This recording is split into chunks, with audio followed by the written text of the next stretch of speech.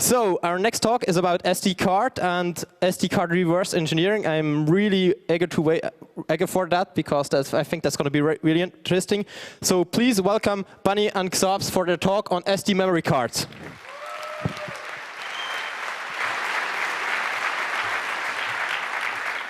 All right, thanks. It's nice to be in Hamburg at the Congress again, and this is an absolutely massive hall. Holy cow.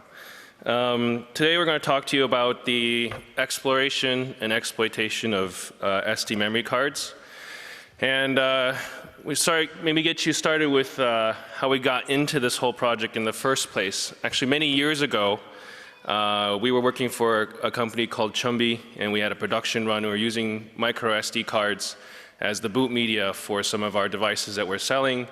And we found that some of the cards were not running properly. They were not booting correctly and were having boot issues. So we went and we looked at the cards and compared them and found certain anomalies in the way that they were labeled and the way that the logos were printed, and sent them back to the vendor. And we said, hey guys, these cards are not seeming to be consistent with the labeling and the quality standard. Vendor came back and said, no, these are totally authentic cards. So the next thing we do is we go ahead and we buy a bunch of fake cards and a bunch of real cards, and we tear them down. We put acid on them, reveal the insides, take a look at what's on the inside, and show the vendor that their cards actually have part composition looks exactly like the fake cards that we get on the market versus what the authentic cards look like. At which point they come back and they say, well, okay, we'll take the cards back and give you the real cards, right? But at the end of the day, one of the interesting things that we found was that inside every card was a microcontroller, a small embedded device to manage the flash, right? It typically tends to be an 8051 or an ARM7 type CPU. It's a few square millimeters of silicon, and as a former silicon guy, I like to always think in terms of like what's it costs and so forth. And so back of the envelope calculation, about 25 cents or so is what it adds to the cost of the card. If they're able to get the flash, the microcontrollers directly without a markup from the fab. You compare that to the die area of the flash, 100 square millimeters, which is about the size of this piece of flash memory here. It's about $3 cost. So it's a very minor cost add compared to the cost of the flash. And to put in perspective, if you were to go ahead and at the wafer scale, so take the raw flash wafers and use like a high-end sort of wafer probe testing station, which costs about $1 million to purchase. If it takes you 30 seconds to test that, the amortization of that tester alone for 30 seconds will cost you about 45 cents. So in fact, economically speaking, putting a small controller on every single die, whether the die is good or not, and using that to help run the test and determine what's going on the inside, actually makes sense. And so a little bit about why the microcontroller is actually necessary. One of the things that maybe many of you are aware of, or maybe not, is that flash memory is unreliable, like incredibly unreliable. You don't want to look under the hood and see the sausage that's inside. You're not really storing your data, you're storing a probabilistic approximation of your data. They do a lot of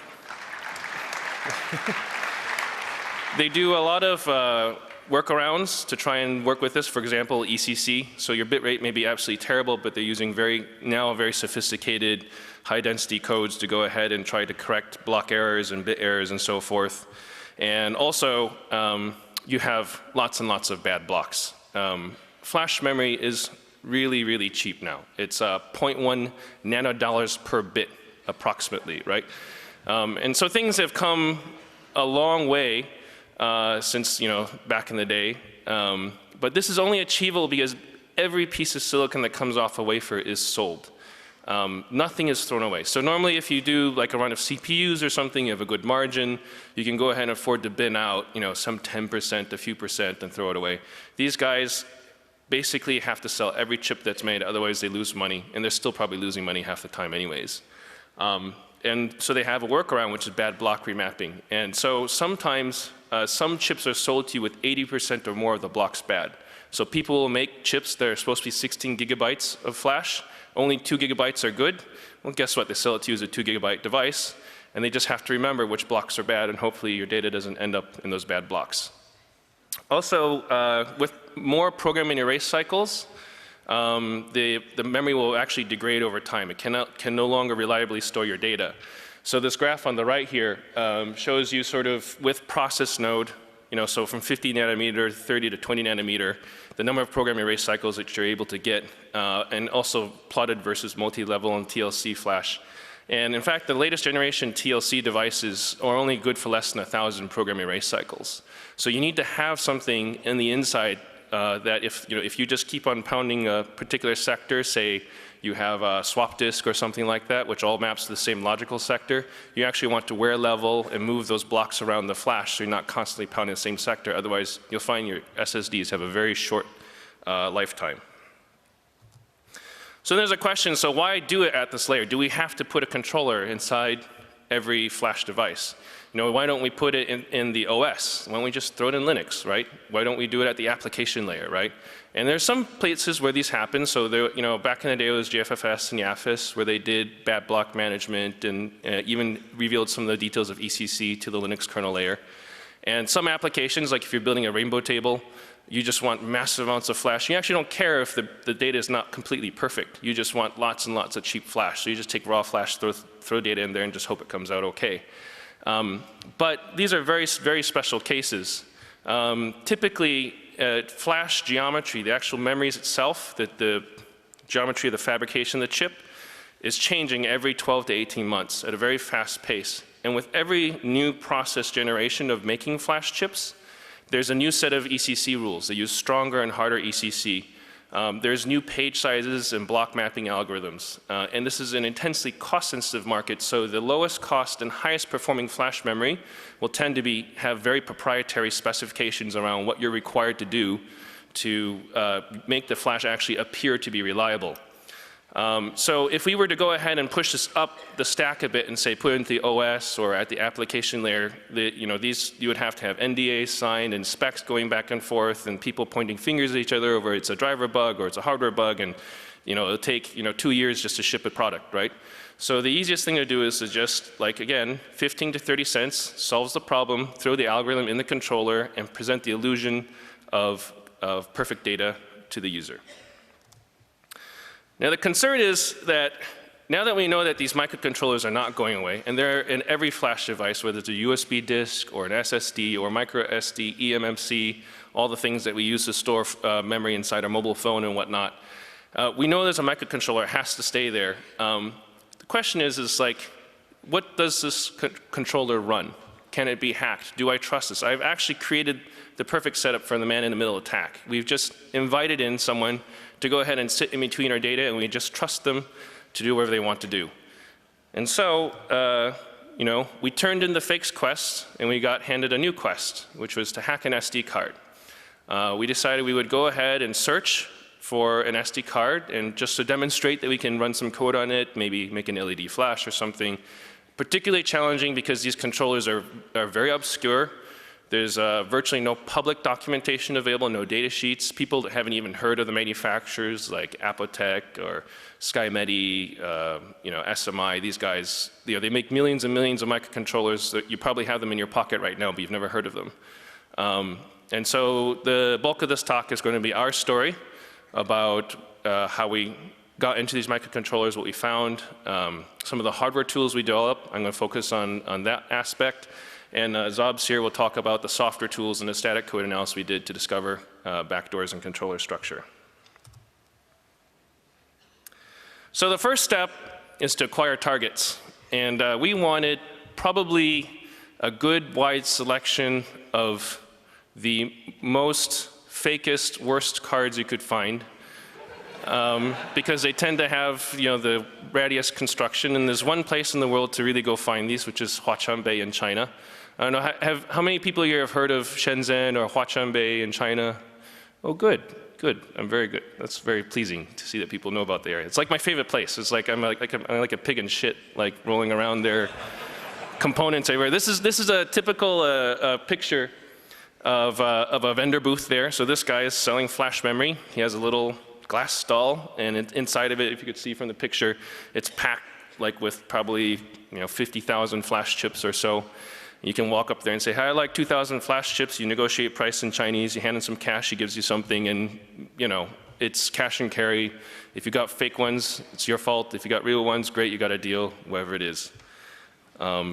So wandering around the market, there's little vendors here who sell lots and lots of SD cards of questionable origin. Lots of them are used cards or fake cards or whatever it is. This one's, proudly advertising that can give you a 512 megabyte SD card. Very exciting. And we bought a bunch of them and tore them apart. Eventually, I got very good at using nothing more than a pair of wire cutters to extract the circuits on the inside of an SD card without damaging them. And you learn all sorts of little things like how to tell if a card is fake or real, or like what the construction of the inside by just sort of feeling the card and bending it a little bit. This is what's on the inside. So there's generally a couple broad categories of SD card construction we found. On the left is what we call a discrete construction. They have a standard TSOP flash memory that's soldered onto the board. We show it removed on the left, and a little spot where you see the red circle is where the microcontroller is a chip on board with a glob of epoxy on top. So if you knock off the epoxy, you can see the chip beneath it. One interesting thing, you'll see this little bit of cut tape they stuck on the inside there. That's actually not a mistake. They actually put that on the inside to make the card feel stiffer, so that if you're doing the feel test to see if it's fake or not, you don't know. And it's a very cheap way to do that. And then on the right-hand side are the what we call the monolithic constructions. Typically the higher end, more reputable vendors like SanDisk will use this construction. Everything is molded into a single piece. There's no opportunity for tampering with the flash or replacing it with fake flash. But you will notice on the back side there's a set of test points, those little gold dots on the bottom. And if you put up a oscilloscope on it and you see the card boot, you can see actually, in fact, identify the ALE, CLE, write enable, chip enable data pins for all the flash on the inside. And there's also a set of pins which look suspiciously like JTAG pins for a controller. One thing, sort of interesting thing is, of course, I like to take apart stuff and see what's on the inside, and so we want to decap some chips. Some of these overmolded chips are actually really poorly constructed. So the first thing, my instinct was to go ahead and we have to go find some nitric acid and get a safety gauze and a fume hood and everything like that to go and digest these. Xobs was like, I don't know, I think you can just take this off with a screwdriver. I'm like, nah, you can't do that. So he starts playing with it and starts flexing it, and like the top just pops right off. And so you can see, like, on the upper right-hand side is the top. You can see the imprint of the chip and the PCB and the plastic where it was bonded. And pretty much the perfect intact chip and the controller and so forth all just kind of coming out. So that was the easiest decap job we ever did. There's some pictures of some of the hardware that we built for tapping. One of our first generation, we wanted to tap the monolithic cards, so we built a little jig that could hold the SD card in a frame, and then it would press down, and there would be these spring-loaded pins that would touch down onto the test points in the back. And then this would then hook into another board that we had actually made ourselves called Covan. It's a little 800 megahertz Linux board with an FPGA on it, and we could go ahead and monitor the SD pins and the flash internally using this mechanism. That turned out to be not the best approach because it was very hard to get the alignment just right on the cards. There's a lot of mechanical issues. So for the second generation, we decided to build disposable tap boards. These are actually flex PCBs. So they're, I have samples here, which I can show people if they want to come up afterwards. But they are flexible. I should take that down. So they're flexible, and they bend over on themselves like this. So the general idea was that there's supposed to be in the region there, which looks like the footprint for a TSOP. You can go ahead and solder that in place of the flash memory, and then you would flex the board over onto where the SD pins were. And the fact that I was flexing when we had a long piece meant that we would accommodate a variety of sizes of boards. So we didn't have to lay out just one board. We could use one tap board for multiple cards. This is what the cards look like when they're actually mounted. So in the middle, kind of on the upper middle, you can see when the SD cards look on the inside. We took off the flash. We went ahead and put the tap board in place, looped the flex back over on the backside, and then put the high-speed header on it, plugged into our Novena platform, which we designed ourselves, has an FPGA and so forth, a high-speed header. And then on the left, you can see we built a version for doing monolithic chips as well. This is what the tap looks like in system. So again, on the left-hand side, on the lower left, there is the tap with the SD card mounted on it. And then above it is, some of you may know this better as our open source laptop motherboard, but we actually use it as a general hardware development platform for all kinds of things. When you have a hammer, everything looks like a nail. And so this one here has an FPGA, 256 megs of DDR3, a quad-core ARM CPU on the inside, and all the other fixings that you need to go ahead and build a functional system. The tapping system diagram, you can see here, this is sort of like a block diagram of what's on the inside. The green stuff is all in the FPGA. The sort of the pink stuff on the right, or salmon or orange, I don't know what it is, is the Linux hosts. It talks through a memory mapped register interface. And then on the bottom side is where the SD card is. And then for the SD card, we can either override the memory of the flash chip and do what we call a ROMulator. We use the DDR3 memory to go ahead and emulate about 256 megabytes of flash memory, or if we want bigger, we just loop it over and over and over again and just record when addresses are out of range. Or we can go ahead and just do like a logic analysis with it. We can go ahead and capture traces of the microcontroller talking to the SD card and the memory internally. So what this system allows us to do is, from the Linux host, we can go ahead, control the SD interface, observe what the controller does to the flash, modify the flash on the fly without the controller knowing, and see what the controller does in response to that. So it's a very good system for automatically fuzzing and scripting and figuring out what these controls are doing on the inside. And of course, a tool that is indispensable in this is a ROM reader, the humble ROM reader. And this was actually the beginning of one of our most successful threads in figuring out what's going on. We found a discrete implementation that luckily used SLC memory. So SLC memory is a very easy to read with ROM reader type of memory. We found exactly 2 cards in the whole market that was still using SLC memory. And it's of course easy just to strings it and cap for it. We took a look around first thing and found this string on the inside, China Buildwin SD controller. Go into Google, plug in a little bit, blah, blah, blah, blah, come out, okay, there's a company called Apotec that makes this, likely in 8051, we figured probably the AX211 microcontroller.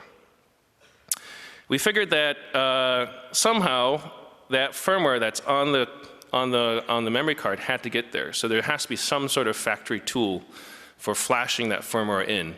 And so we went ahead and we did a little search to try and figure out, can we find the tool that they're using or whatever it is. And this is where I'll hand the presentation over to xobs to talk about that part.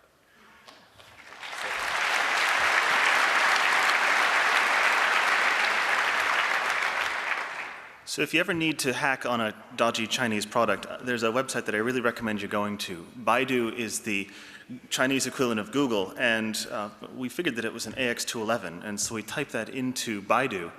And the first site hit up there is for a car. The second one, I don't know what that is, looks like a phone. The third one is an AX211 SD, and you click on that, and you're brought to this page, which will actually let you download the software to program the card.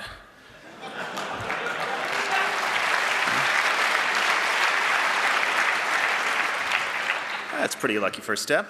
So you open the programming tool, it runs on Windows, and you're greeted with this. If you actually translate this, there's some really interesting strings. Go ahead.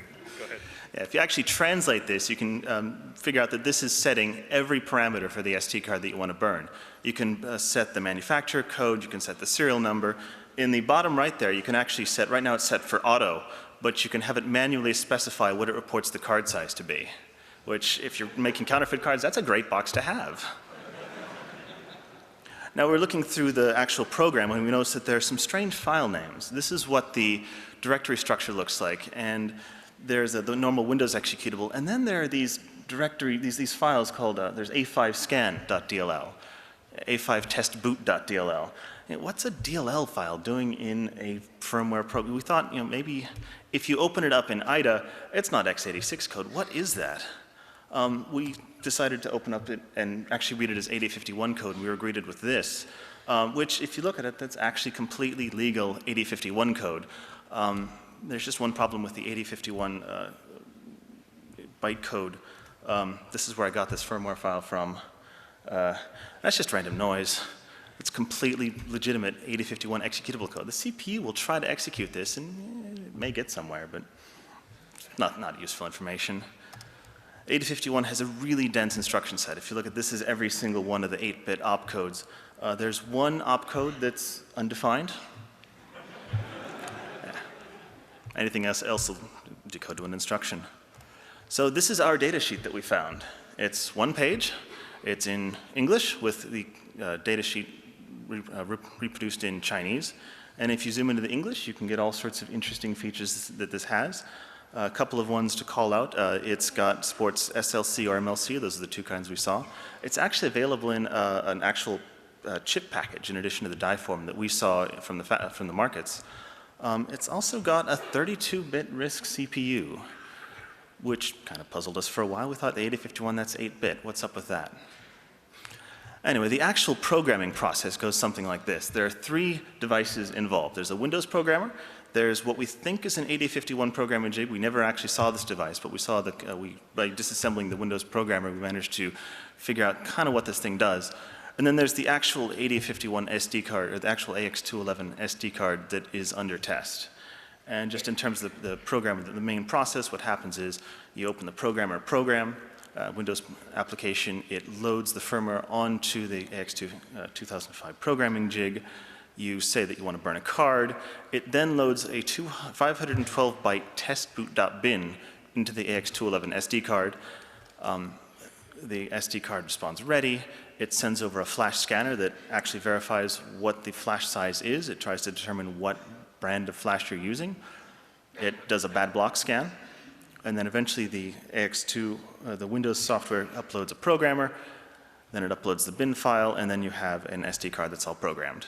And it does this all over the SD protocol. And I'm just going to go into a little bit about this because it comes in really handy when you're trying to access this card.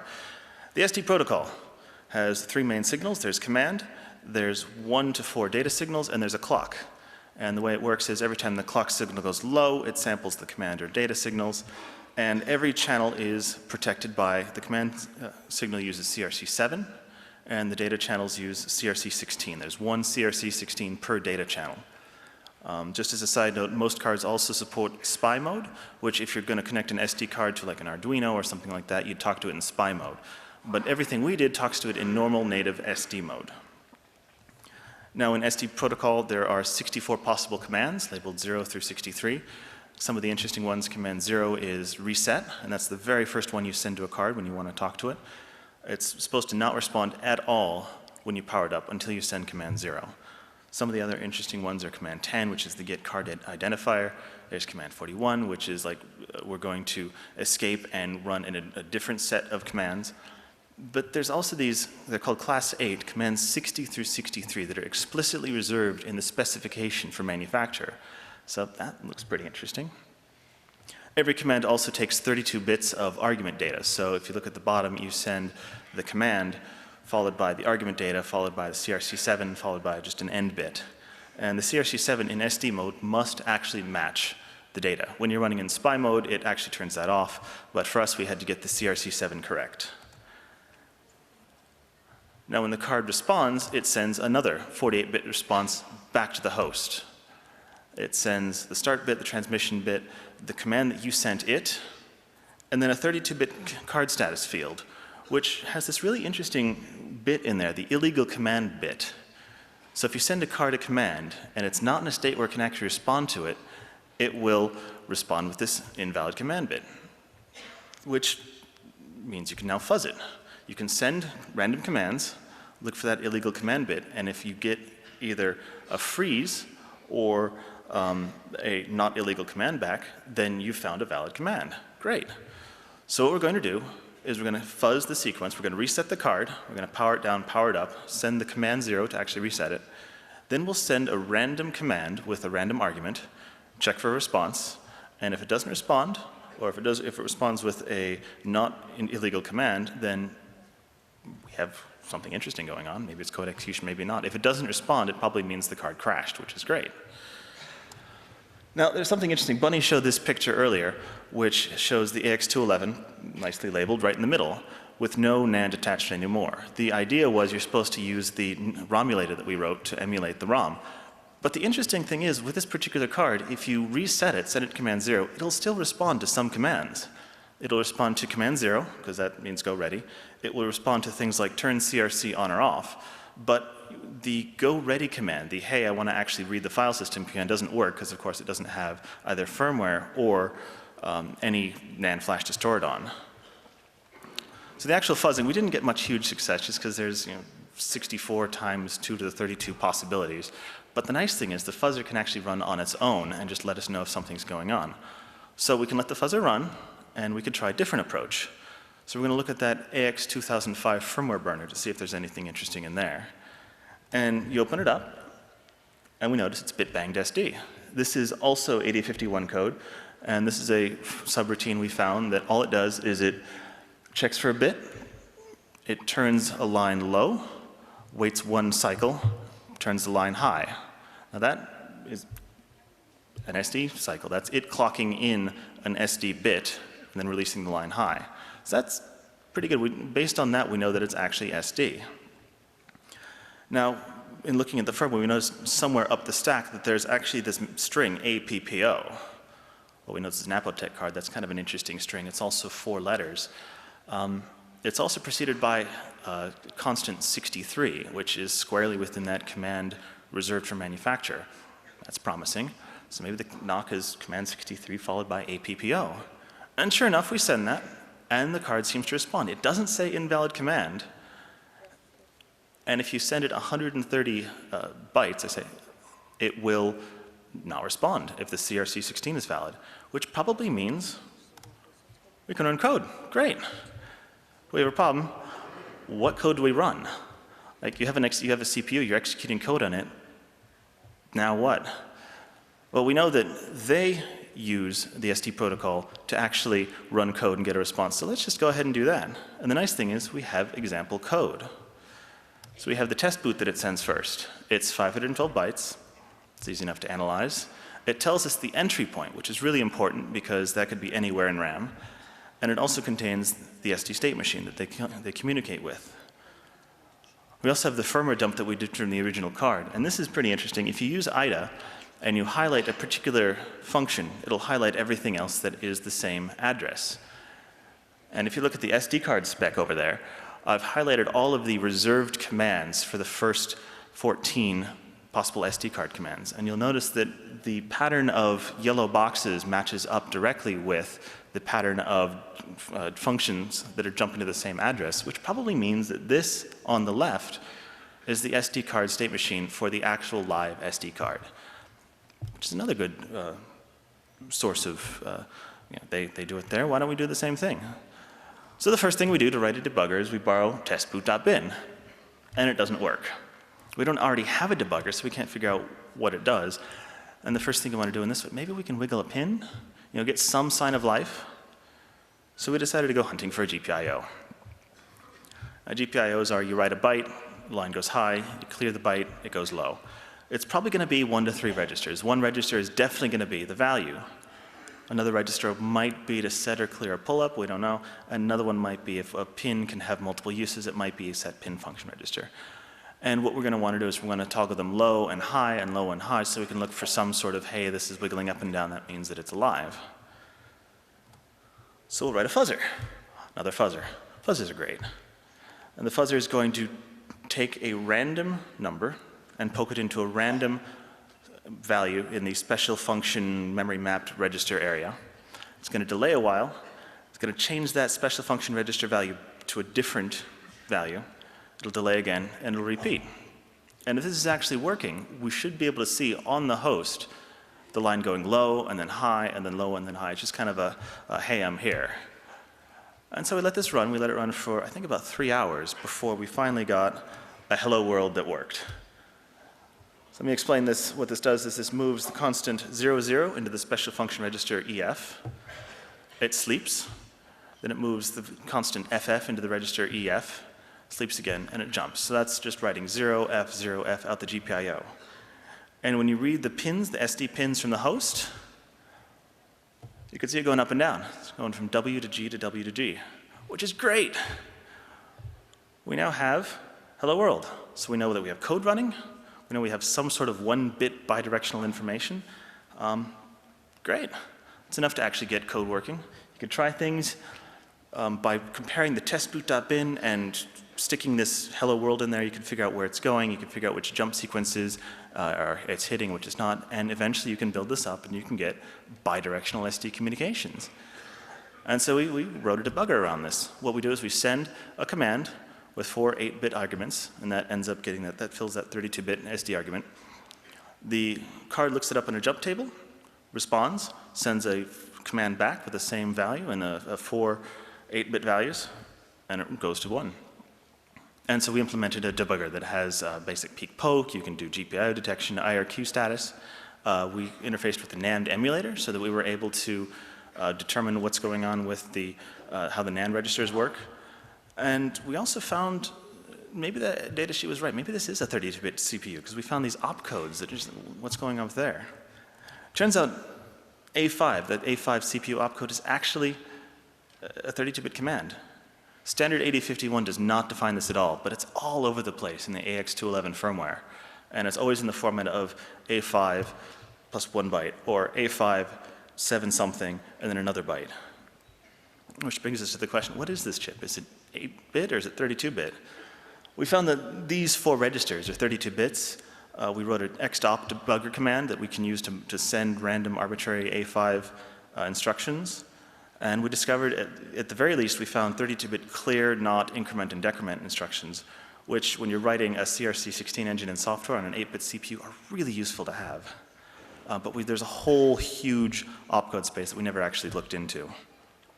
So now I'm going to turn it back over to Bunnie, who's going to talk about the AX215.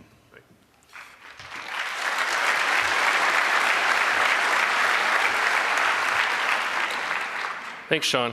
And so, again, there was a link earlier to a GitHub repo where you can go ahead and see all the code that we have for the debugger and running it, and you can go ahead and actually replicate most of this. The code is custom to our Novena platform, but because the actual GPIO protocol to SC interface is doing bit bang, you can port it to a Raspberry Pi or an Arduino or something like that if you want to go ahead and play with these. Which leads us to a point which brought us to the AX215. The AX211, as I had said earlier, we found 2 of these in the market. They're really old. And when we contacted the vendor, they said, sorry, these are end of life. You can't buy AX211s anymore. We're like, that would be really lame if we go to CCC and talk about a card where there's only 2 in the world that you can hack. And so in preparation for coming here, we asked them what is the most recent card that they have, and they say, well, it's AX215, and we say, okay, that's fine. We'll go ahead and look at it. It's basically, it's very similar to AX211. It's faster, runs at 90 megahertz, has more GPIOs, has a slightly different, actually radically different special function register map, the hardware register mappings, and we went ahead and repeated the fuzzing and the activity to bring up the debugger on the AX215. So we forward ported the debugger to the AX215. There's one really important difference is that they got a little bit smarter and obfuscated their code binaries that were stored in these, the things that would be used in the factory programmers. But this is the whole routine that they use for obfuscation. They came with some, I don't know, crazy, it doesn't even look that good kind of byte shift swizzle kind of thing. But we can just pull it with IDA and get it to run. And so we wanted to make sure that, sorry, let me say it. Because it's not obvious what controller is mapped with what flash when you buy a particular card, it's very hard to say, just go ahead and buy like bazillions of cards and keep trying them until you find one with Epitech control on the inside. So we went ahead and we brought along a couple hundred SD cards to the talk, which they're actually very cheap. They're about €1 a piece. So we're just going to leave them at the front of the stage after the talk if you want to grab one. you can grab one and go ahead and try to play with it and see if you can get something to run in the microcontroller. Because I'm a very big fan of being able to run code on any hardware that you own, including your SD card. So,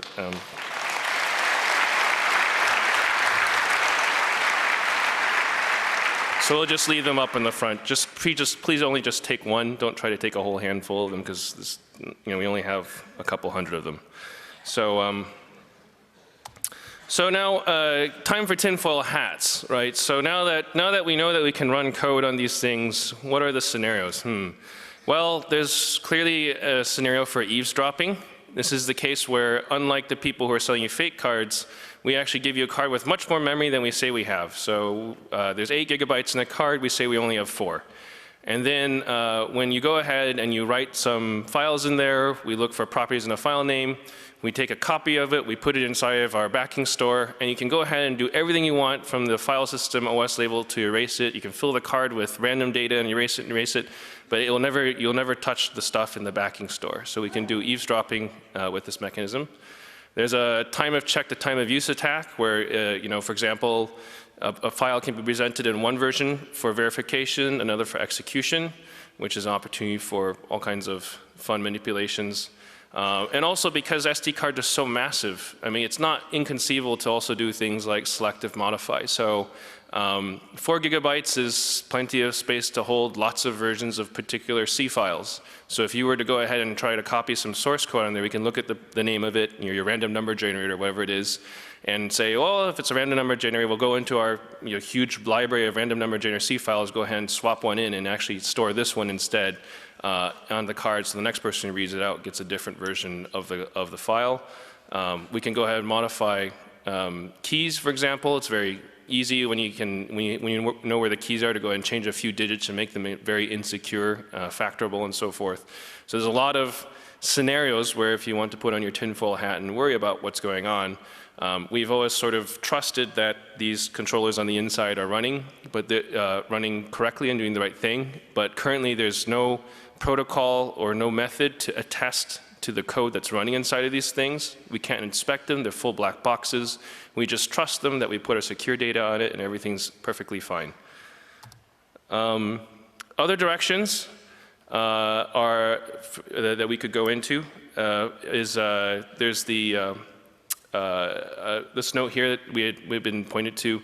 The Samsung actually had pushed a firmware patch to eMMC cards, which are basically SD cards in BGA form factor soldered onto a motherboard inside Android device. I think they're in like the Note or something like that. And what was happening was that during certain operations, the devices would brick. They would just not come on because the SD controller would go tits up. And so in order to fix this, they went ahead and pushed a patch to all the cards. You can run it. And so some enterprising people were like, well, what's inside this patch? They're looking inside. They find there's ARM code on the inside. Again, command 62, which is right inside the reserve space, a few bytes that look like Knox sequences. You can go ahead and bring the card into RAM reading mode and so forth. So these are cards that are known to be in particular mobile phones, which have a vulnerability that was essentially published by the manufacturer to go ahead and let you update the firmware. Another sort of future direction is TLC and MLC flash. So this gets into a bit of the details of how flash memory works. TLC stands for tri-level cells. They actually store 3 bits per cell, so it's 8 voltage levels per cell. They're great for density. They're terrible for reliability. They actually have a problem called read disturb, which is, if it sounds disturbing to you, it is. It means that if you keep reading the data, you can actually disturb adjacent data and cells from these particular memory cards, right? So that not only does the controller have to control like where the bad blocks are, it has to say if you've read a block too many times, we have to read it back and refresh the data again. In order to minimize this problem, they have to do some manipulation of the data that's stored on the card by XORing it with a scrambling algorithm, which helps distribute the states across the data. It's data dependent. It's proprietary algorithm. Every vendor has a different algorithm.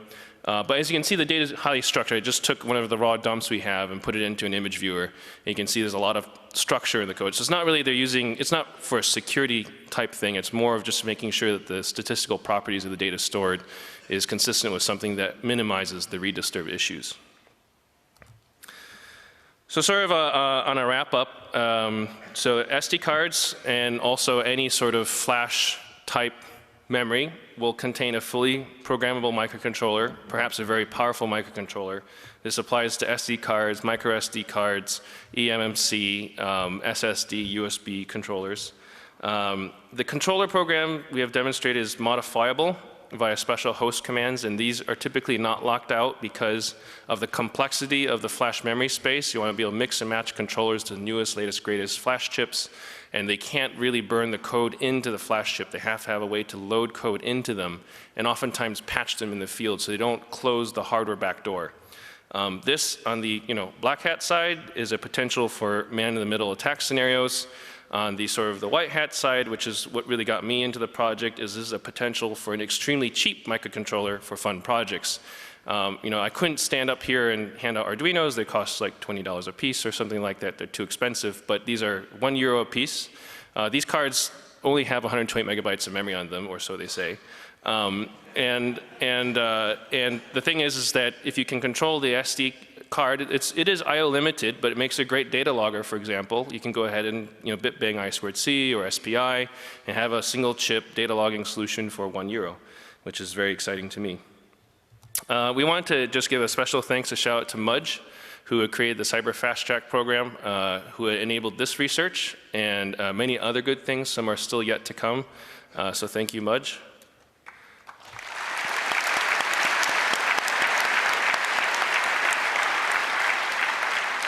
And now we're going to cut to a demo, which we do have time to allow for this. So can we get the camera over here?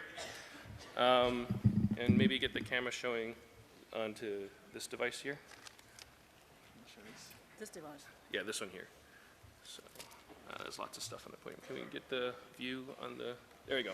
So we gave this presentation on Novena, the laptop we built ourselves. And so you can see,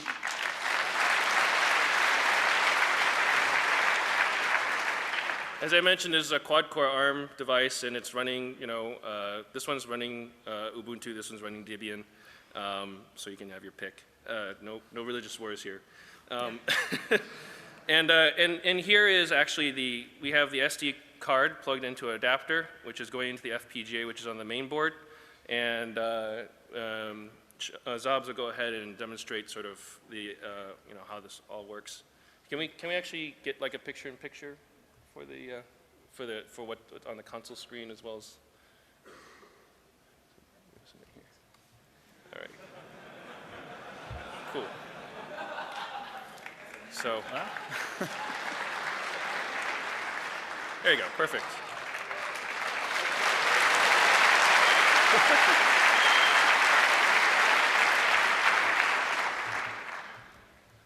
So he's going to go ahead and configure the FPGA on the inside with the firmware file to go ahead and tap it. It's actually just, we just cat the bit file to dev SPI. And then we go ahead and we can run the debugging software. Give it the argument of the binary file to run. Why don't you go ahead and give them an explanation of what's going on. All right. So the first thing the debugger does is it goes ahead and tries to knock. You could see because the card wasn't plugged in all the way, there were a few times it tried where it didn't actually communicate with it, but eventually it managed to load the debugger and check the card communication. So it actually sends a random set of packets back to the card, and the card is supposed to echo random packets back. Then it dumps the RAM of the SD card. It dumps 512 bytes, which hopefully is our program. And after that, it looks through for some fix-up hooks, just prints it to the screen, enables some interrupt service routines, and presents us with a shell. So we've got a few commands you can run. There's hello, peek, poke, the usual ones. Jump, so you can load code in with peek or with poke and actually jump to it. There's the IRQ, which is what we use to figure out what the IRQ table does. This card has 5 IRQs, 0 through 4. IRQ 0 we know just from 8051 is reset. If you look at this, IRQs 1 and 2 they're not 0. And if we query the IRQs again, they keep going up. Right, so these are counters for the number of times the IRQs fire, just to clarify. Yeah. So, yeah, because these numbers keep going up, it means IRQs 1 and 2 probably have to do with the SD communication. Other things we could do is you can dump the special function registers. One of the nice things about 8051 code is that there are only 128 possible registers. Makes it really easy to fuzz.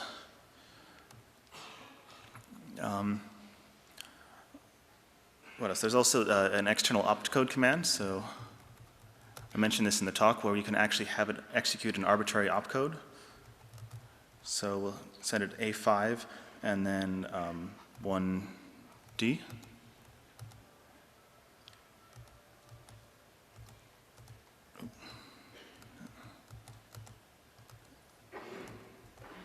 Sorry.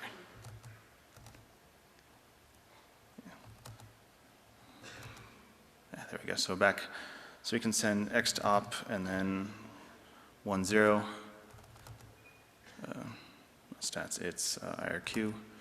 You can see that we now have -1 IRQs. That's because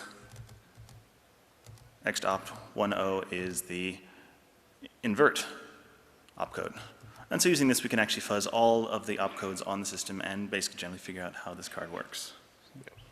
And so just to clarify, the IRQ counters are actually using the 32-bit registers that we discovered inside the 8051, because you want a bigger than 256-bit counter.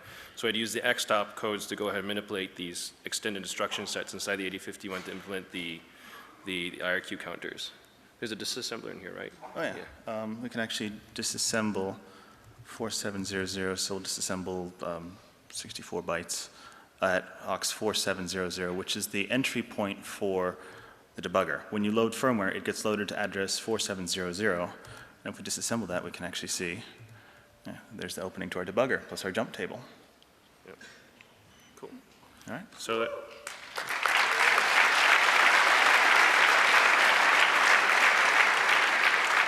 hooray, the demo gods are kind.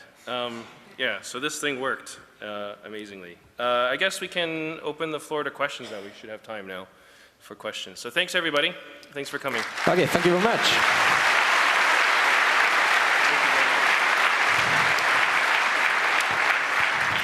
And yes, we have quite some time left for questions. So as always, please line up in the room, in the middle of the room. Or if you have questions from the internet, please write them on IIQ or Twitter, and we will ask them live in the room. So we please have a question from microphone number 1. A very short question. USB sticks. USB sticks also contain microcontrollers on the inside. In fact, if you look at a lot of the data sheets, the ones that are made for SD can also be used for USB. You just throw the USB PHY in. They're virtually identical in terms of the composition. Actually, to follow on that, the AX215 factory programmer actually uses an AX216 USB controller in GPIO mode. So they actually use one USB controller to program the SD controller. Okay, microphone number 2, please. Hi, thanks for a great talk. I'm really not knowledgeable about the whole topic, but I wondered if you have looked at the host side. Like if you have a laptop that has an own microcontroller for communicating with the SD card, right? Then I guess there are microcontrollers for which some exploits are known. Do you think that like the microcontrollers in the SD cards are powerful enough to basically write some malware, and then you have some SD card, you plug it into your someone's laptop, and you basically do evil stuff there? Because you only talked about man in the middle right now, and I think you might be able to do even more evil things. I see. So more like an active attack where you plug the card in and Yes. stuff comes back. I think, yeah, I mean, it could be possible. Part of the thing about the SD interface is the host drives the communication. So if you try talking back to the host, it doesn't really do anything. But I could imagine on the USB cards there could be some other potential venues for attack and so forth. But I mean, there are a lot of, I mean, to your point, there are a lot of embedded microcontrollers within every system that we don't really see. So in fact, like a lot of laptops, the SD reader is actually implemented itself with a USB device.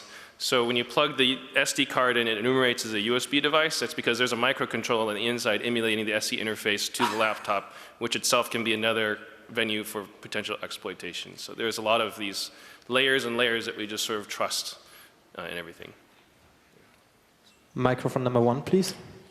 I'd like to know what is your guess? Has this type of microcontroller already been used, be it for malicious intent or for example, some proprietary measures like DRM in the wild, aside from just being a microSD controller? What's our guess for that? I mean... Or do you know? No, I don't know of any solid instances where it has been done. I do know that when we've been to the factories where they burn the firmware in, and you can basically just walk in and go up to the burner and replace the files on it. I mean, like literally there's chickens running through the factory and shit like that, and like there's no security, there's no badges. You're like, oh yeah, here's the burner, right? So, like and then they make these things and they ship them all over the world. So it wouldn't be hard for someone to do that. Whether it's been done or not, I don't know. So.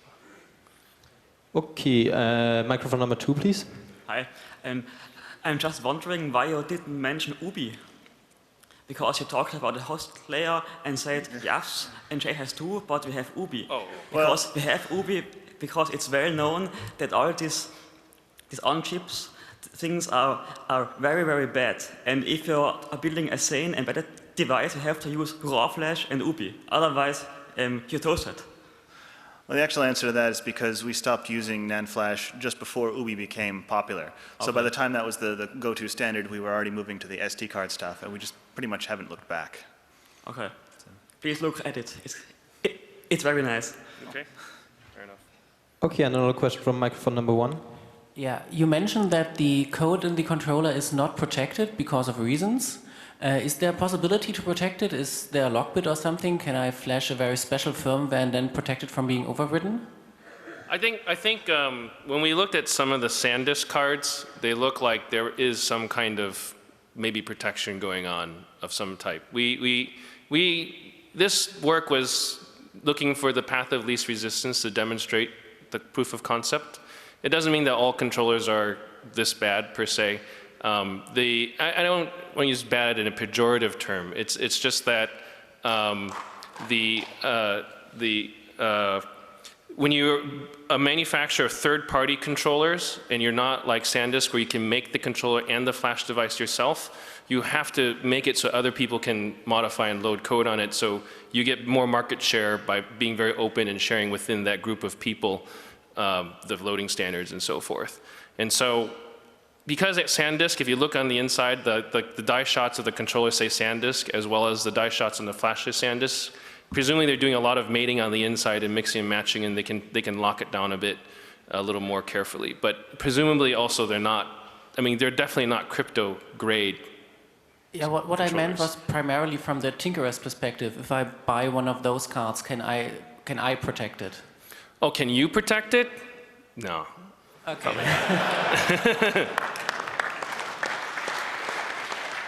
Okay, so do we have any questions from the internet? There is one question, and Root asks, he had experience with reduced card space on 3.8 gigabyte cards toward 2.8 gigabytes after he changed the file system to extended formats. About 3 times the same reduction, which was apparently an amazing experiment. So I'm not sure exactly what he's asking, but he writes, what kind of flash NVRAM would you recommend? She's looking for a brand recommendation? Yeah. I don't really endorse any in particular. They all have problems. Just I don't know. I mean, like even the big ones, you can get fake ones because I mean, again, the industry runs on such tiny margins. These fabs, basically, if they don't run at exactly 100% capacity, selling on a good day, they're losing money. These memories are so incredibly cheap. So everywhere inside the supply chain, there's a ton of pressure for people to cheat, take old material, scrap it, and then recycle it. And okay, if you're one of those people who are like concerned about e-waste, this is great. All your flash is being recycled. There's no flash thrown away. You can resell it to you as a perfectly brand spanking new card. But at the end of the day, even I mean, the intention of the manufacturers is very good, but the supply chain doesn't execute as well. So I can't say for sure which one is going to be the best to buy. Okay, a question from microphone number 3, please. Hi, I was wondering, I really like the work you've been doing on SD cards, but I'm also curious about how that applies to other forms of flash, particularly things like MTD devices on Android devices. Do those also have these kind of logic layers in there, or is that raw flash that's handled by the OS? No, the Android devices will typically use iNAND or eMMC, which is exactly SD spec, but just in different physical form factor. So, and I had one slide where basically the eMMC devices are MTD devices on Android. Those have loadable firmware. They're known to have loadable firmware and can be modified. Okay, as a follow-up, kind of unrelated, but I'm wondering if this, like the tool that you found was accessible enough that overclockers and things like that could kind of poke at the bad blocks and see if they were actually good and try and squeeze some more space out of the cards. Yeah, you could probably try that. I mean, if you want to live dangerously. Like I said, flash memory is already pretty crap. And so trying to eke out more space from your card by going into what are known to be bad blocks and use them for storage is caveat emptor, right? So, yeah. Thanks. Yep. Microphone number 2, please. Thanks for that great presentation. Did you look at SD cards that have embedded Wi-Fi? No, we didn't look at those. Those clearly have a controller on the inside. And they run. I mean, they're known to run Linux and other stuff like that. We didn't look at those, but those are probably also an interesting target for hacking. Microphone number 1. Hi. Can you guess or estimate the market share about the AX215? Is it like 1%? Is it like 20%? How widespread is it? So. Probably a tiny fraction of a percent. Okay. There's billions and billions of microSD cards made in the world per year. And the biggest players are SanDisk and Samsung. And those guys will sometimes buy controllers from smaller players like SMI and Apotec and so forth, but they never tell you which one's on the inside of those particular cards. They'll never reveal that. It's a kind of a trade secret for them. So they may have, I mean, they've made tens of millions, maybe hundreds of millions of these, but compared to billions of cards, it's a very small fraction still. So. And another question from microphone number 4. Yeah, just a remark about those Wi-Fi SD cards. A few months ago there was some story on Heise.de about some Wi-Fi cards with a fully fledged ARM controller, and it had Linux running on it, and I think they were pretty easily able to root it and turn it into some sort of Wi-Fi access point or some stuff like that. Right. And I think it has a really great potential for a little more interesting man-in-the-middle attacks and some other eavesdropping scenarios. So I think that's really something to worry about, especially if you think of a scenario where somebody relabels such a card and makes it look like a normal dumb SD card. Right, right. That's true. And there's nothing that stops people from not using one of these controllers, but sticking your own, I don't know, take an STM32 or whatever and stick it on the inside and label it as an SD card and just say, it's SD flash. People never take these apart, so there's a lot of opportunities there. Okay, and another question from number 4. Yeah, I want to kind of drag you off track here a little bit and see if we could get an update on the Novena. That would be off track. We're gonna. Should I tell them about this? You got it now. Later on at 4 o'clock today, we're going to have one of those informal sessions where we're going to talk about Novena a bit. So I don't want to bore people here who don't want to hear about it with the details. Okay. So where will that be? I sit with the fail overflow crew. So it's in I guess in a hack center, Sol 3 all the way back. You see the big white dome, turn left, and we're sitting against the wall. If a lot of people show up, we might migrate away so I don't annoy everybody in the room with, and the people at my table. So. Thanks. Okay, so I'd like to jump in with a last question as well. Have you seen any SD cards that tell you there is a smaller number of memory inside, and inside there is like a huger chip, so you could actually reflash the chip and have a better memory card, like a 4 gig, and after you have a 16 gig memory card. Have you seen anything like that? Yeah. I mean, a lot of the cards that we got actually have chips that are technically have 16 gigabytes of memory, but we actually, like, for example, are finding cards that were sold as 128 megabyte cards, and they had 8 gigabyte memories, but they only had 120 megabytes worth of good sectors, supposedly. But you could reflash it and try to use all of them if you wanted to. You just probably wouldn't find you had much storage, actually. Just have random number generators. Okay, so please have again a round of applause for Bunnie and xobs. Thanks again for your great talk.